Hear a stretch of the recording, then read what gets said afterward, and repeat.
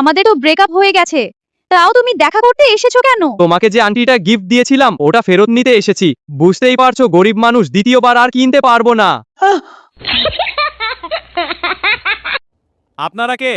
আপনাদের হাতে পায়ে কাদা কেন? আমরা চাষি, মাঠে চাষ করছি, তাই হাতে পায়ে কাদা লেগে আছে। সামনেবার আমাদের সরকার ক্ষমতা এলে আপনাদের পুরো মাঠে টাইলস লাগিয়ে দেব।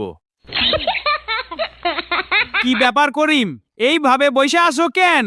কাল রাতে চোর চুরি করতে আইছিল আমার বাড়ি, কিছু না পাইয়া এই দেখো দেওয়ালে লিখা গেছে গা এই বাড়ির মালিক ছোট লোক। তো বিষয় সেটা নয় কো, তিনজন দেখো গা তাতে আবার লাইক দিয়া গেছে, এটাই চিন্তার বিষয়। আপনার বাড়ি সার্চ করব। কেন? খবর পেয়েছি বাড়িতে বিস্ফোরক আছে। হ্যাঁ আছে তো, কিন্তু গতকাল বাপের বাড়ি গেছে, এলে আপনাকে খবর দেব। বৌদি, আপনার শাড়ি ফেরত নিন। কেন রে, পছন্দ হয়নি? না, পছন্দ হয়েছে, কিন্তু শাড়িটা পরলে আপনি ভেবে বাবু আমার দিকে আর নজর দেয় না। উল্টে সেদিন সিঁড়িতে পাশের ফ্ল্যাটের বাবু আপনি ভেবে আমাকে পিছন থেকে এসে জড়িয়ে ধরেছিল। আপনি আপনার শাড়ি ফেরত নিন। ভাই জানিস, আমার গার্লফ্রেন্ড আমাকে বিয়ের জন্য খুব চাপ দিচ্ছে। এত খুব ভালো খবর, তা তুই বিয়ে করে নিচ্ছিস না কেন? কি করে বিয়ে করব বল, আমি তো এখনো নিজের পায়ে দাঁড়াইনি। দূর মরকত, নিজের পায়ে দাঁড়াতে দাঁড়াতে দেখবি তোর গার্লফ্রেন্ডের বাচ্চা হাঁটা শিখে গেছে।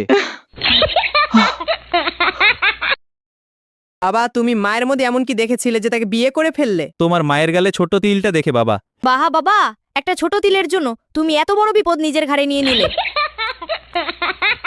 শোনো, আমি ভাবছি কাজের মেয়েটাকে বিয়ে করে নি, তাহলে ওকে আর টাকা দিতে হবে না, আর তুমি আরাম করে থাকবে, ও সব কাজ করে দেবে। ওমা, তুমি একদম ঠিক বলেছো, এটা তো ভাবিনি লাইফে, এটা কথা তুমি ঠিক বললে। আমিও ভাবছি ড্রাইভারটাকে বিয়ে করে নেব, তাহলে ওখানে অনেক টাকা বেঁচে যাবে।